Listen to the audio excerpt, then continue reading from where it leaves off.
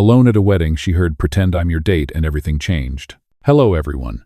Before we begin today's story, I have a small favor to ask. Please hit subscribe and turn on the notification bell so you never miss our channel's new videos. It is quick, free, and the best way to support us in bringing you more dramatic stories. Your support truly means the world to us. Where are you watching from? Drop your city or country in the comments below. Thank you very much. Now, let us get back to our story. It happened on a Saturday evening in late spring. The ballroom of the Willowbrook Hotel glowed beneath strings of golden lights. Music from a live band drifted through the air, soft and romantic. Waiters moved quietly between tables carrying glasses of champagne, and laughter spilled like champagne bubbles from every corner. At table 23, near the edge of the room, sat Claire Monroe, adjusting her glasses and pretending to check her phone. Her pale blue dress fit well enough, but she could still feel the tiny insecurity of being overdressed and underconfident at the same time. She had not planned to come tonight, not to this wedding, but the bride, her college roommate, had insisted. "Come on, Claire, it will be fun," she had said. Fun, she thought now, watching couples sway to the music. Fun was not the word. This was the first wedding she had attended since her own engagement had collapsed 9 months ago. Sitting there alone, she felt like a ghost haunting someone else's happiness. The waiter passed by and asked softly, "Would you like another drink, ma'am?" Claire shook her head. "No, thank you." Her voice almost disappeared beneath the hum of conversation. She reached for the glass of water in front of her, hoping to look busy, invisible. Then it happened. A man's voice, low and calm, brushed her ear from behind. "Pretend I'm your date."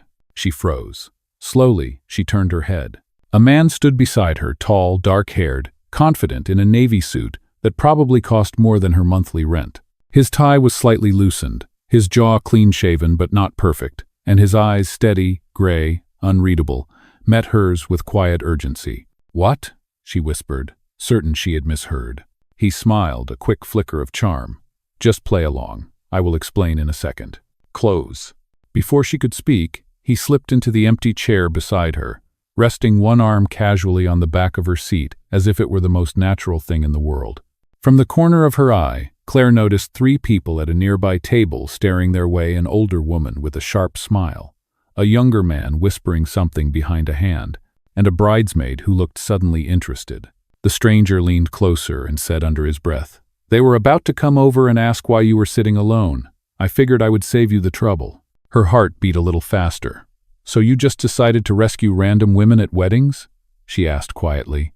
"Only the ones who look like they need saving," he said, his mouth curving into a small grin. She wanted to protest, but the warmth of his tone disarmed her. For a moment she forgot about the stares, the pitying looks, the ache that had been sitting in her chest since the night her engagement ring was returned. He lifted his champagne glass and nodded toward her water. "To survival," he said softly. She blinked, unsure whether to laugh or roll her eyes, but she raised her glass anyway. "To survival," she echoed. They clinked glasses, and something shifted. Around them, the laughter and music blurred into a distant hum. Claire felt the strangeness of the moment, the absurdity, the unexpected kindness of a stranger who seemed to read the loneliness she tried so hard to hide. "Do you have a name?" she asked finally. He smiled. "Daniel. Daniel Hayes." "Claire," she said, still unsure if she should trust him. "Well, Claire," he said, leaning slightly closer so only she could hear, "you can stop pretending now. They have lost interest." But she did not move. Neither did he. The moment hung there, delicate and quiet, like the last note of a slow song. When the music changed, Daniel stood and offered his hand. "Come on," he said. "If we are going to pretend, we might as well do it right." And before she could think, before she could talk herself out of it, Claire took his hand. The next thing she knew, she was standing with him under the chandelier light, her heart racing, as they stepped into the rhythm of a song she had not heard in years. It was supposed to be pretend, but in that moment, it felt like the first real thing that had happened to her in a very long time. The next morning, sunlight slipped through the thin curtains of Claire Monroe's apartment, catching on a half-finished cup of coffee and the open sketchbook on her table. She had been staring at the same blank page for an hour. The echoes of last night still played in her head: the soft music, the stranger's voice, the words, "Pretend I'm your date." Quote, she had danced with him, Not for long, maybe 2 songs, but long enough for her to forget how heavy her chest had felt walking into that ballroom alone. When the music ended, he had smiled, thanked her, and disappeared into the crowd before she could even say goodbye. No name, no number, just Daniel Hayes, a name that meant nothing at the time. Claire took another sip of cold coffee and shook her head. It was just a strange, kind thing he did, she told herself. Nothing more. Still, she caught herself smiling at the memory of his dry humor, the way he had said, "Only rescue the ones who look like they need saving." Her phone buzzed. An email notification blinked across the cracked screen. Subject: Proposal Presentation. Willowbrook Boutique Project. Her heart jumped. It was from Hayes Development Group, one of the biggest design contracts her firm had ever pitched for. She had spent weeks preparing the presentation. Her boss, Melissa, had warned her, "This is the one that could change everything." Claire scrolled down, reading the details. Meeting, Tuesday, 9 a.m. Address: Hayes Headquarters, 22nd floor, downtown. She blinked. Hayes. That name again. No, it had to be a coincidence. There must be hundreds of Hazeys in New York. On Tuesday morning, she arrived early, clutching her portfolio like a shield. The lobby was sleek marble and glass, with tall windows overlooking the city skyline. A receptionist guided her to the conference room, where several executives were already seated. Claire took a deep breath, smoothed her blazer, and walked in. And there he was, Daniel Hayes, the man from the wedding, the stranger who had called himself her date, now standing at the head of the table in a tailored gray suit, reviewing notes on a tablet. Their eyes met, and for a brief second, both froze. Then Daniel's expression shifted, cool, composed, professional. "Good morning, everyone," he said, his voice steady. "Let us begin." Claire's throat went dry. She forced herself into her seat, flipping through her notes. She could feel her pulse in her fingertips. The presentation went smoothly, at least on the surface. She spoke clearly about design concepts, sustainability features, and lighting aesthetics. But under the table, her hands trembled. Every time Daniel asked a question, her stomach tightened. When it ended, he nodded politely. "Thank you, Miss Monroe. We will review everything and be in touch." She smiled faintly, gathering her things. "Of course, Mr. Hayes." Only when she stepped into the elevator did she let out a shaky breath. Of all people, of all buildings, it had to be him. That afternoon, her boss called her into the office. "Good news," Melissa said, grinning. "They loved your design, but—" she paused. "Apparently there is some talk online. Someone posted a photo of you and Mr. Hayes at a wedding last weekend. It is circulating fast." Claire's stomach dropped. "What?" Melissa turned her laptop around. There it was, a candid photo of her and Daniel on the dance floor, his hand at her waist, both smiling. The caption read, "Daniel Hayes, new girlfriend?" Claire's face burned. We are not." "I know," Melissa said gently. "But the rumor is spreading.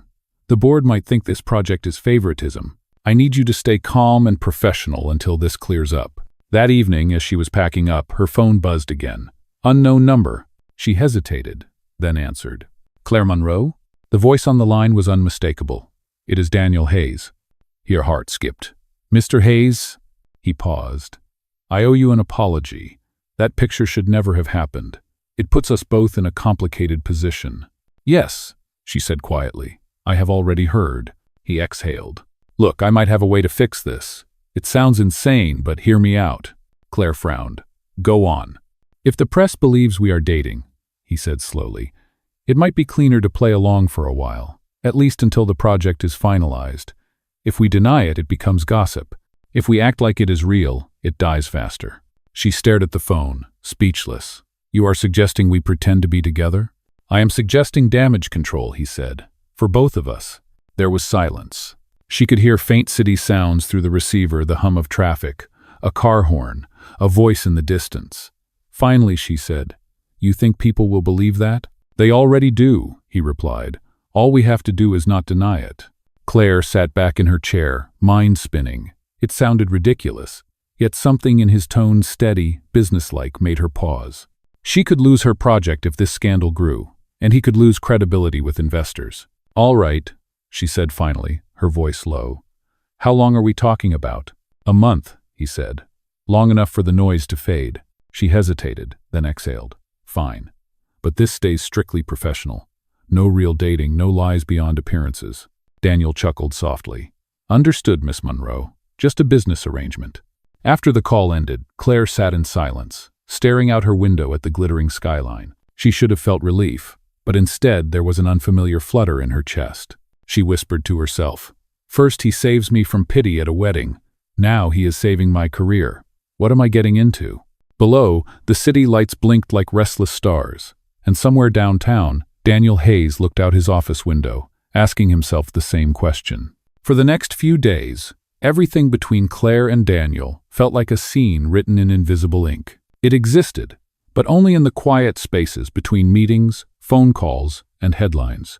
Within 48 hours of their conversation, gossip blogs and corporate newsletters were already filled with speculation. Architect Daniel Hayes, seen with new woman mystery designer, identified as Claire Monroe. Some called it a scandal, others a love story. To Claire, it felt like walking on glass. On Thursday morning, she met Daniel again at the lobby of Hayes headquarters. The air smelled of polished wood and espresso. He was already waiting, phone in hand, a calm expression that somehow made her more nervous. "Good morning," he said evenly. "Morning," she replied, her voice quieter than she intended. He gestured toward the elevator. "Shall we?" Upstairs, his assistant had arranged a brief press appearance. A photographer from a lifestyle magazine was waiting in the conference room, pretending to look casual while setting up his camera. Daniel leaned close to whisper, "Just smile, nod, and let them take a few pictures. After that, we go back to business as usual." Claire crossed her arms. "This still feels ridiculous." He gave her a half smile. Most things that work do at first. The flash popped. She flinched slightly, forcing a polite smile. Daniel's hand rested lightly on the back of her chair, professional, but protective. When the photographer left, Claire let out a breath she did not realize she had been holding. "I cannot believe this is my life right now," she murmured. "Believe me," Daniel said, running a hand through his hair. "I did not plan on this either." The next week passed in a blur. They attended business dinners together, exchanged polite smiles in front of colleagues, and shared quick rehearsed conversations about how they met at a wedding. Each word felt like an echo of something that had never really happened. Yet somehow, the more they played the part, the easier it became. Claire found herself laughing at Daniel's dry humor during coffee breaks, noticing the way his expression softened when he talked about architecture, or how he really listened when she spoke about her work. One afternoon, after a long site inspection, rain began to fall across the glass roof of the unfinished boutique hotel. The sound filled the silence between them. Claire stood near the window, sketchbook in hand, her hair slightly damp. "This view," she said softly, "it feels peaceful." Daniel glanced at her, his voice lower than usual. "I cannot remember the last time I noticed peace." She looked over, catching the flicker of something in his eyes. Grief, maybe, or exhaustion. The kind of quiet pain that came from holding too much for too long. "You work too much," she said gently. He smiled faintly. "Occupational hazard. Of being a perfectionist? Of being afraid to stop," he admitted. She turned toward him fully then, the sketchbook still open between her hands. "You know," she said, "you are not as intimidating as people say." "Is that so?" he asked, leaning against the window frame. She nodded. "You are surprisingly human." For a heartbeat, he said nothing. The rain slowed to a soft drizzle, tapping gently against the glass. When he finally spoke, his voice was quiet. "Thank you, Claire. It has been a long time since anyone has said that to me." Close. Later that evening, as they walked to the parking garage, she caught him holding the door for her, waiting even after his car had arrived. The driver looked confused when Daniel waved him off. "Walking home?" Daniel asked. "It is only a few blocks," she said. "Then I will walk with you." She laughed softly. "You do realize people will see us." "Good," he said. "It will make the story look real." The sidewalk shimmered with puddles and city light. They walked in easy silence until they reached the corner cafe across from her apartment. "Would you like to come in?" she asked without thinking. "For coffee?" He hesitated, then smiled. "Coffee sounds perfect." Inside, the cafe was nearly empty. The air smelled of cinnamon and roasted beans. They found a small table by the window. Claire ordered 2 cappuccinos while Daniel checked his phone. When he set it down, she noticed the screen background, an old black and white photo of a woman smiling. "She was my wife," he said before she could ask. "Her name was Evelyn." Claire's breath caught. "I am sorry. I did not mean to. It is fine, he interrupted gently. She passed away 3 years ago. A car accident. Since then, work has been the only thing that makes sense. The honesty in his tone surprised her. The confident man from the ballroom was still there, but now she saw the loneliness behind his composure. I know how that feels, she said quietly. Losing something that was supposed to last. He looked up at her then, really looked, and for the first time, she felt no pretense between them. The waitress brought their coffee, steam curling between them. Claire smiled faintly. So this is what damage control looks like, fake dating over cappuccinos. Daniel chuckled, the sound low and real. I would say we are doing a decent job pretending. They sat there long after their cups were empty, the conversation drifting from work to childhood stories to the kind of quiet dreams people only share when they forget to guard themselves. When they finally stepped back outside, the rain had stopped. The air smelled clean, new. Daniel looked at her, his voice soft. You know, I am beginning to think our arrangement might actually work. Quote. Claire smiled, a small warmth unfurling in her chest. Maybe pretending is not such a bad thing after all. Neither of them knew it yet, but that night marked the moment when fake began to feel dangerously close to real. Over the next 2 weeks, the lines between pretense and truth began to blur even further. What had started as a business arrangement was now a routine Claire could not quite explain. Every morning, there was a message from Daniel confirming a meeting or inviting her to join him for lunch. Every evening, she found herself replaying the small details, his dry humor, the way he listened when she spoke, the quiet comfort of his presence. The media attention slowly faded, replaced by new headlines and fresher scandals. Yet Daniel kept the arrangement alive, insisting it was better to end naturally rather than abruptly. Claire did not argue. She told herself it was only temporary, but her heart had already started to move at a different rhythm. One Friday afternoon, Daniel stopped by her office unexpectedly. He was holding 2 coffee cups, wearing a dark coat, and looking more relaxed than she had ever seen him. Ready for the weekend? He asked. Claire blinked in surprise. Barely. I have a client dinner tonight. He smiled. Cancel it. I have something to show you. She frowned, half curious, half cautious. Should I be worried? Probably, he said with a grin. Come on, it is work. Related. They drove north out of the city as the sun dipped below the skyline, painting the glass towers gold. An hour later, the car pulled up to a quiet stretch of coastline where the air smelled of salt and cedar.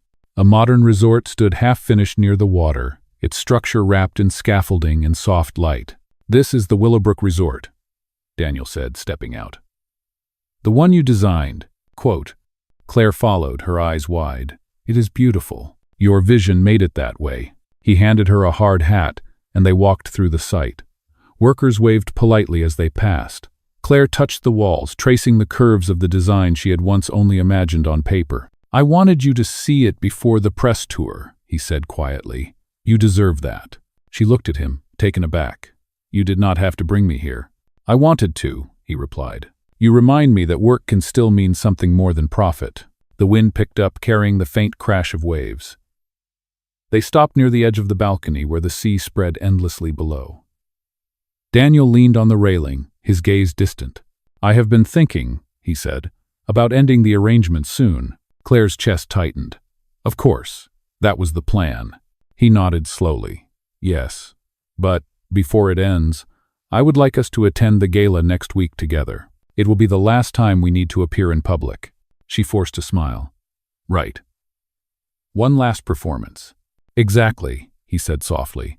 One last dance. The gala came sooner than she expected.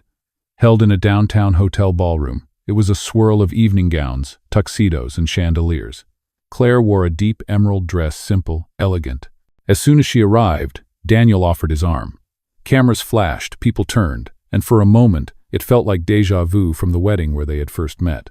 Halfway through the evening, a board member approached Daniel with a smile that did not reach his eyes. So this is the famous Miss Monroe, the man said. The designer who captured our CEO's attention on and off the clock. Daniel's expression hardened. She captured the board's attention with her work, he replied coolly. Let us keep it professional. The man raised his glass with a smirk and walked away. Claire swallowed the sting of embarrassment. That was unnecessary, she murmured. Daniel exhaled. You should not have to deal with that, I am sorry. To lighten the air, the orchestra began playing a slow, familiar melody. Daniel looked at her. Dance with me? She hesitated, then nodded. Under the golden lights, they moved together in slow rhythm. Around them, the noise faded until only the music and the sound of their breathing remained. Claire could feel the warmth of his hand against hers, the steady rise and fall of his chest. "You know," she said softly, "for something fake, this feels real." Daniel's lips curved slightly. "That is the problem, isn't it?" He looked down at her then, and for a fleeting moment, she saw something unguarded in his eyes, something too honest to be part of any arrangement. When the song ended, applause rippled through the room, but neither of them moved. They stood there, close enough to feel the gravity of everything unspoken between them. The night had started as another performance, another illusion. Yet as Daniel's hand lingered at her back and Claire met his gaze beneath the chandelier light, they both knew something real had already begun to take root, and there would be no pretending it away. The night after the gala lingered in Claire's mind like the echo of a song that refused to fade. Every time she closed her eyes, she saw the chandelier light glinting against Daniel's gray eyes, heard his voice low and steady when he said, "That is the problem, isn't it?" But by Monday morning, reality returned with its usual weight. The office buzzed with new projects, new deadlines, and whispers that refused to die. The rumor of her relationship with Daniel had resurfaced, fueled by photos from the gala. Most were harmless, but one headline hit harder than she expected. "Designer's career boost or CEO's favor?" She stared at the screen until the words blurred. Her chest tightened. It was not just gossip anymore, it was doubt. Doubt about her work, her integrity, everything she had fought to rebuild after her failed engagement and lost confidence. That afternoon, she received an email marked urgent. It was from Hayes Development Group's legal department. Her hands trembled as she opened it. The message was short.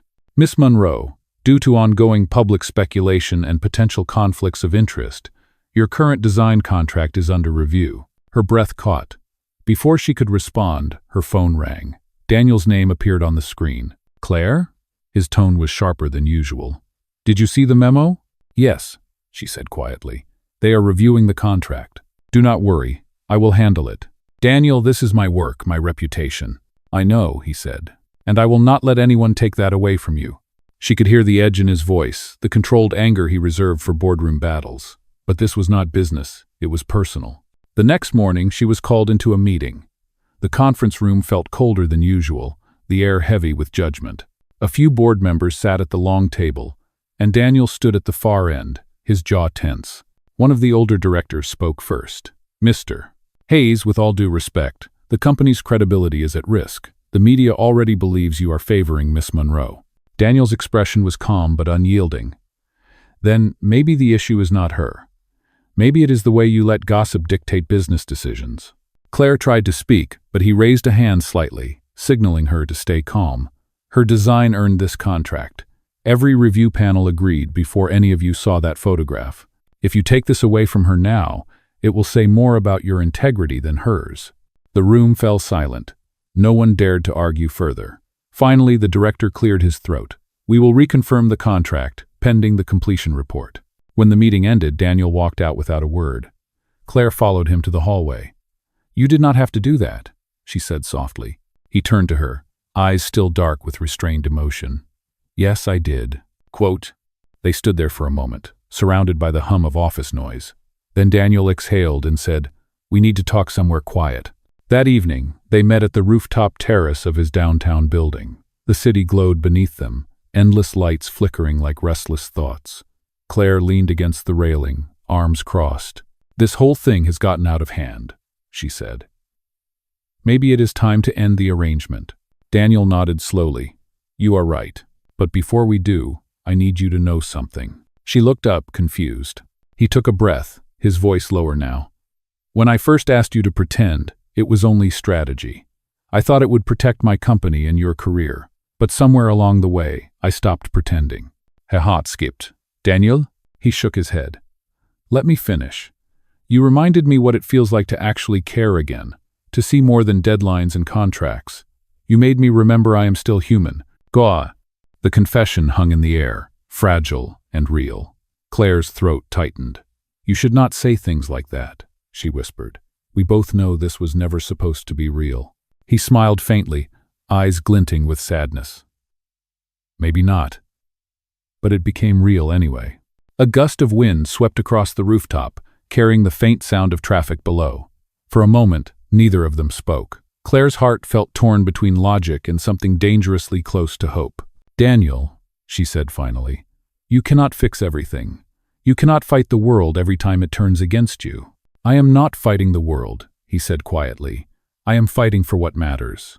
Before she could reply, a phone buzzed in his pocket. He glanced at the screen, another alert, another headline. This time it read, "Hayes CEO under fire for personal scandal." His jaw clenched. He silenced the phone and looked back at her. "They can say whatever they want, but they will not touch you, Claire, I promise." She met his gaze, her voice trembling. "What if I do not need saving anymore?" He blinked, surprised. She stepped closer, her expression steady. "What if I just need you to be honest with me, with yourself?" For once, Daniel had no answer. The city lights flickered around them, and somewhere deep in that silence, both of them knew this was no longer a game. The arrangement that began as protection had turned into something neither of them could control. When Claire walked away that night, the wind caught her hair and carried his voice behind her, soft, certain, and almost a whisper. This is not the end, and though she did not turn back, a part of her hoped he was right. Days passed, and Claire tried to convince herself that distance would make things easier. She buried herself in work, pouring every ounce of energy into the final presentation for the Willowbrook Resort.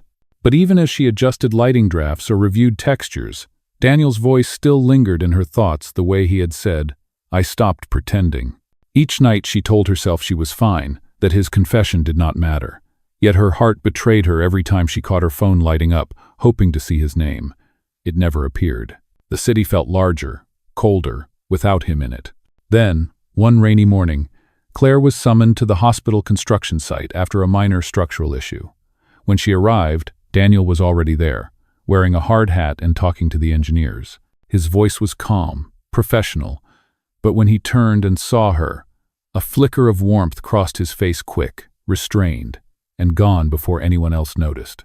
"Claire," he greeted, his tone polite.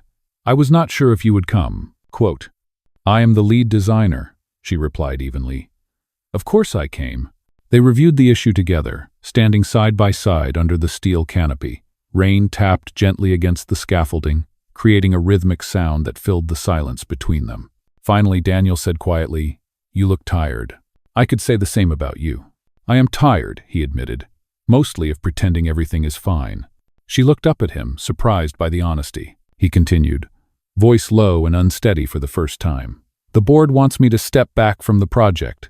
They think I am a distraction. I might be leaving for a while." The words hit harder than she expected. "Leaving?" she asked. "As in resigning?" He nodded. "Temporary leave, at least. They are calling it damage control." For a long moment, neither of them spoke. The rain grew heavier, misting across their shoes.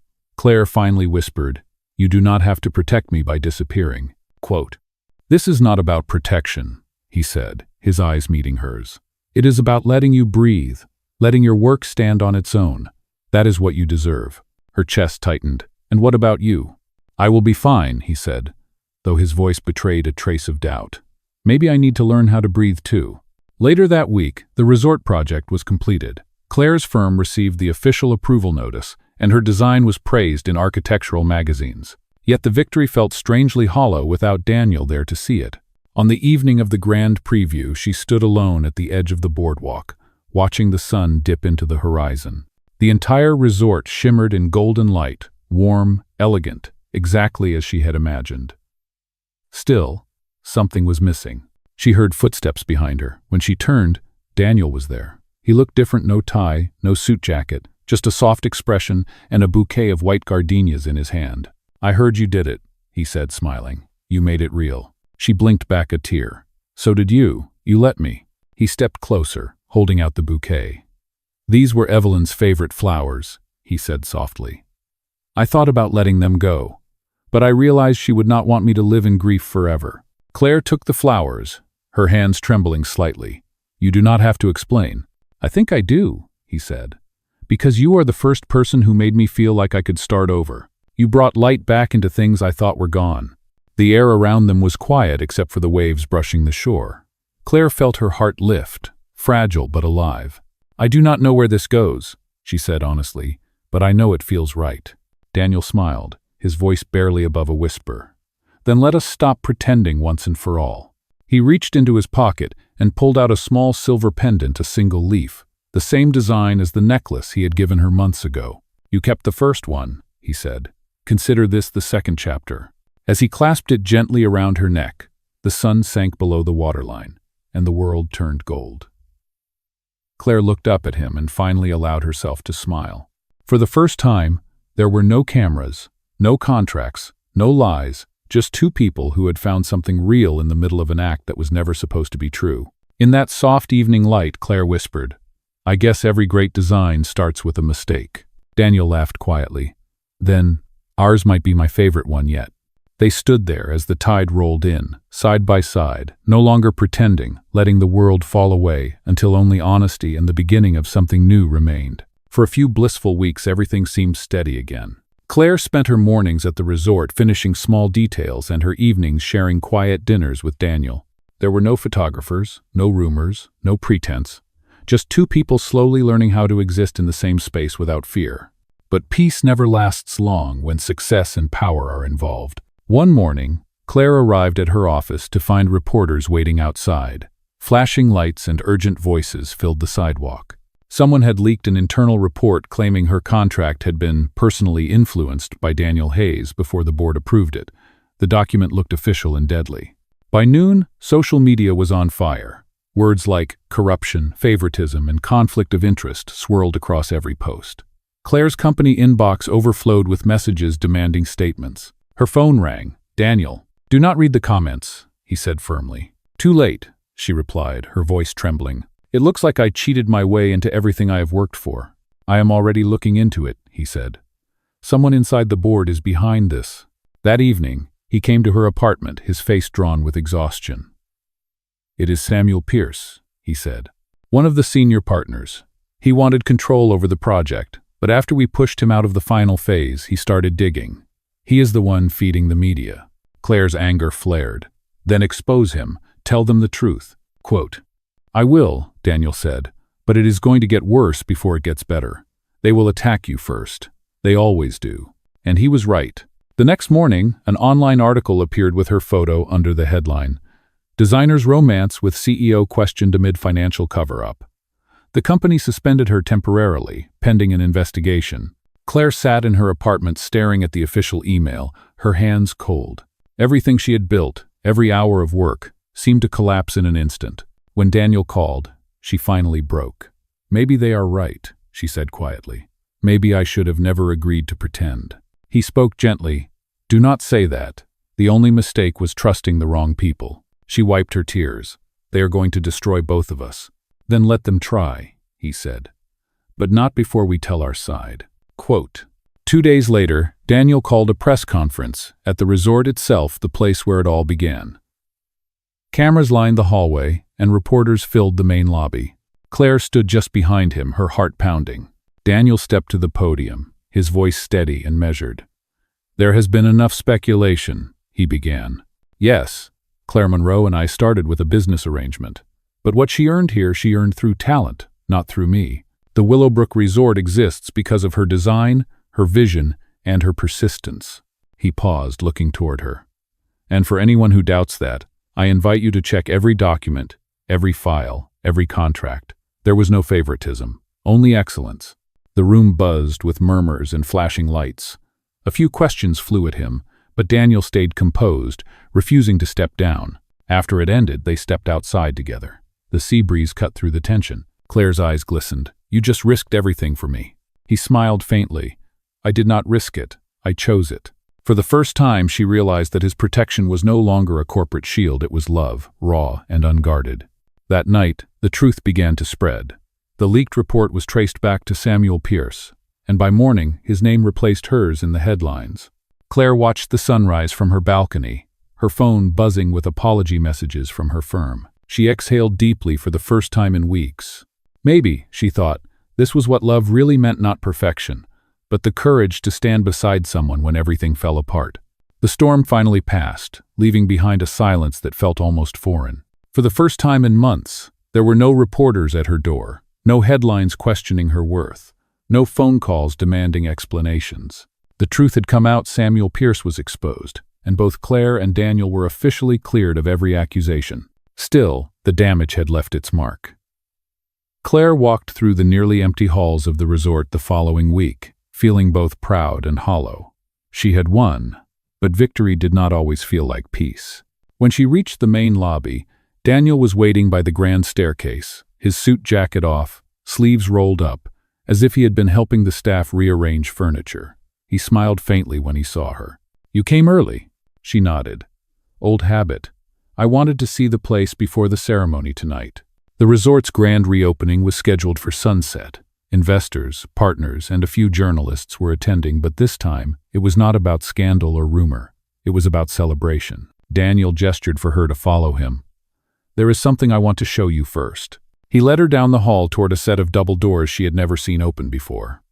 Inside, the room glowed with soft, golden light. On the far wall hung a sleek brass plaque that read, "The Monroe Gallery, in honor of vision that turns silence into beauty." Claire froze. "Daniel, what is this?" He smiled. "It is your design wing. The entire interior exhibition is yours. Concept sketches, models, renderings. The board approved it unanimously this morning." Her breath caught. "You did not have to." "I did," he interrupted gently. "You once said design was about giving emotion a place to live. I wanted people to see what that looks like." She turned to him, eyes glassy. "You kept that line?" "I remember everything you say," he replied softly. For a long moment, they stood there surrounded by her own work, the air thick with emotion.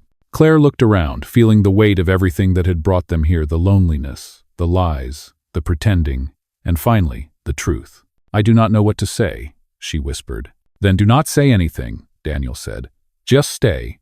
That evening, as the guests began to arrive, Daniel gave his opening speech. He thanked his team, the architects and the visionaries who had turned the project into reality. Then he paused, turning toward her in front of the crowd. "And finally," he said, "to Claire Monroe, the woman who turned a contract into art and a mistake into something extraordinary." Applause filled the room, but Claire barely heard it. Her eyes were locked on his, the meaning behind his words clear, even without saying more. Later, when the crowd thinned, Daniel found her on the balcony overlooking the sea. The air smelled of salt and champagne. The sunset bled gold over the horizon, mirroring the color of her dress. "Do you know what today feels like?" he asked quietly. She smiled. "Closure?" He shook his head. "A beginning." He reached into his pocket and pulled out a small velvet box, not dramatic, not planned, just something simple and true. Inside was the same silver leaf pendant she wore, now shaped into a ring. "It is not about contracts anymore," he said, his voice soft. "No pretending, no obligations, just choice." Claire's heart caught in her throat. "Are you sure?" "I have never been more sure of anything," he said. "You taught me that real love does not need to prove itself, it just shows up." She took the ring, her eyes glistening. "Then I guess this is me showing up too. Come stow." He slipped it gently onto her finger, and the world seemed to fall away until there was only the sound of the ocean and the quiet certainty between them. That night, as fireworks lit the sky above the resort, Claire realized that the story which began with a lie had ended with the only truth that mattered: love freely chosen, no longer an act, but a promise kept. The following spring, the Willowbrook Resort reopened fully to the public, and its name began to appear in travel magazines as one of the most breathtaking architectural sites on the East Coast. The resort had become more than a project, it was a living symbol of resilience, forgiveness, and second chances. Claire Monroe walked through the lobby that morning, the same space that once carried the weight of her doubts. Now it was filled with guests, laughter, and soft piano music. The plaque of the Monroe Gallery gleamed in the sunlight. Every time she passed it, she felt a quiet pride not just for her work, but for everything she and Daniel had survived to get here. Outside, Daniel stood near the garden terrace, greeting the final group of investors before the weekend ceremony. He looked more relaxed these days, less CEO, more man. When he turned and saw her, that same subtle warmth appeared in his expression, the one that always made her heart steady. "You are early," he said, smiling. "Old habit," she replied, teasing. "Someone once told me showing up early was a sign of commitment." He chuckled. "Remind me to thank whoever said that." They walked along the pathway leading to the edge of the garden. The air was filled with the scent of jasmine and salt. Guests were already gathering for the annual charity event Daniel had founded in her honor one Kindness Day, dedicated to supporting young designers who came from small towns and humble beginnings just like her. Claire stopped, taking in the sight. "You did all this?" He shrugged lightly. "We did this." When the speeches began, Daniel handed the microphone to her. She hesitated for a second, then spoke to the crowd. "Last year, this place was nothing more than sketches and dreams," she said. "But dreams mean nothing without people who believe in them. And sometimes, believing starts with just one act of kindness." Her voice softened. "This project began as a story that should have never been real. It was built on mistakes, misunderstandings, and pretending, but somewhere along the way, it became something honest. And it taught me that love, like design, is not about perfection, it is about courage. The courage to rebuild." The audience applauded, some even standing. Daniel's eyes met hers, full of quiet pride. As evening fell, the celebration moved to the beach. The ocean reflected streaks of orange and pink, and lanterns floated gently across the water. Claire stood barefoot on the sand, her hand resting lightly in Daniel's. "Do you ever think about how it started?" she asked softly. He smiled, watching the waves. "A wedding, a stranger, a lie that turned into the truth. And a sentence," she added with a laugh. "Pretend I am your date." Daniel looked at her, his voice barely above the sound of the tide. "It might have started as pretending, Claire, but every moment after that was real." She leaned her head against his shoulder, the air warm around them. "Then promise me we will keep it real no matter how busy life gets." "I promise," he said simply. "No contracts, no arrangements, just us." Kaklodi. The sky darkened, and fireworks burst above the water, painting the night in gold and silver. The crowd cheered, but Claire barely heard them. She was too focused on the man beside her, the one who had once saved her from pity at a stranger's wedding, and ended up saving her heart instead. A soft voiceover would later tell the audience. Sometimes love begins with a lie, but the truth that follows can rewrite everything. Because real love does not need grand gestures, it just needs two people brave enough to believe again. And under that sky of fire and light, Claire and Daniel walked forward together, leaving the past behind them, finally free, finally real.